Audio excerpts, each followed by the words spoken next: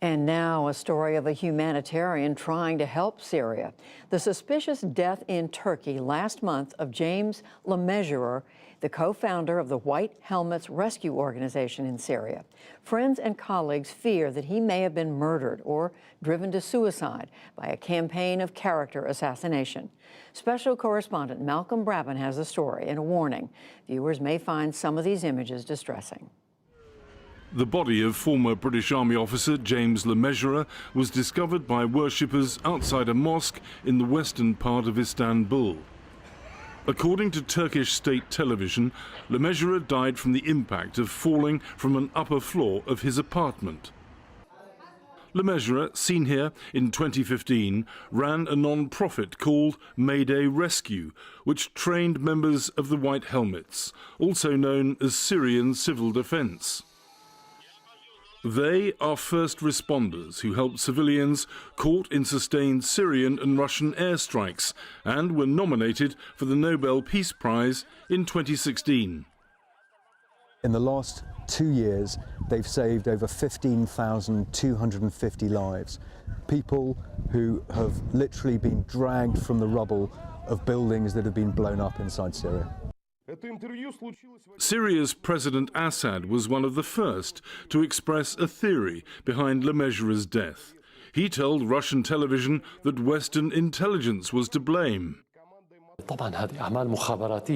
Of course it's the work of the secret intelligence services. But which ones? When we speak of Turkish and some other secret services in our region, these are not secret services of sovereign states. These are subdivisions of the Chief Intelligence Service, the CIA. That is the truth. They're all obeying one master in coordination with each other. Le Mesurier's Swedish wife, Emma, has reportedly told Turkish detectives that her husband was taking medication for stress. Suicide has not been ruled out, but friends and colleagues find it hard to believe that Le Mesurier would have intentionally leapt from such a relatively low height. In the last probably 2 years or so, an awful lot of people who have disagreed with the Russians in particular have fallen off balconies. So I think that it is very suspicious. Hamish de Bretton-Gordon is a British Army chemical weapons expert and former colleague of Le Mesurier. They last met a month before his death. I didn't leave that meeting thinking, here is somebody who's really troubled. But having said that, the amount of abuse, the amount of ill-placed propaganda, disinformation that's on social media and the internet coming out of Russian bots and Syrian regime and others was unbearable. Days before his death, on Twitter, the Russian Foreign Ministry accused Le Mesurier of being a spy with a history of facilitating terrorist groups, a claim Britain's UN ambassador, Karen Pierce, has vigorously denied. On a hillside at Christmas Common in southern England, Le Mesurier was honoured at an art installation commemorating wartime military heroes. The artist, Dan Barton, added white helmets to the silhouettes to pay tribute to the humanitarian work for which the former army captain was decorated by the Queen. The artist was also eulogising the 250 white helmet volunteers killed since they started work in 2014. James Le Mesurier died on Armistice Day, when Britain remembers its fallen veterans. Whatever the cause of his death, Le Mesurier was the victim of a very modern war. There is no hiding place in cyberspace. Le Mesurier was at the epicentre of a propaganda war, and his friends are appalled at what they regard as a campaign of character assassination. There must be a decency line, and if you cross that, then something should be done. Some of the stuff coming out of these people, I think, crosses that decency line. Some of the accusing people of being Al-Qaeda, of supporting terrorism. Vanessa Beeley. Vanessa, thanks for coming back on. De Bretton-Gordon is most critical of Vanessa Beeley, a frequent contributor to Russian media outlets. She belongs to a collection of academics and others calling themselves the Working Group on Syria, Propaganda and Media. This group backs President Assad's claims that the White Helmets have staged attacks to trigger Western retaliation against the Syrian regime. Earlier this year in Norway, Beeley alleged the White Helmets were linked to Al-Qaeda and claimed they were engaged in organ harvesting, charges dismissed by other Middle East experts. She accused Le Mesurier of complicity, pointing to his prior role as a UN peacekeeper in former Yugoslavia, where he encountered the Kosovan Liberation Army, the KLA. The KLA were running organ trafficking operations, cross-border organ trafficking operations, and they were being whitewashed by James Le Mesurier, former MI6, who in 2013 set up the white helmets that are effectively Al-Qaeda dressed in humanitarian clothing. Beeley is a frequent visitor to Assad's Syria. Via Twitter, I asked whether her attack on Le Mesurier could be justified. Her response? What amazes me consistently is the emphasis from channels like yours on attacking those who raise the issue of such alleged crimes and heinous activity while never investigating the atrocities committed against Syrians, testified to by Syrians. However, you are so quick to condemn the Syrian government based on unverified and fraudulent testimony from the White Helmets. Shameful.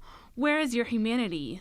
I stand by every statement. And when pushed about the consequences of the personal campaign against Le Mesurier, this was her reply.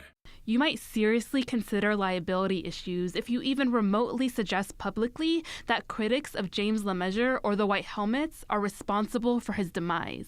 Professor David Miller is another member of the Syria working group to which Beeley belongs. It claims the White Helmets faked this 2018 missile attack in Douma, close to Damascus.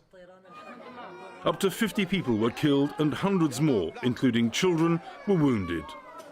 Convinced the missiles contained chlorine, the US-led coalition launched airstrikes against Syrian government targets.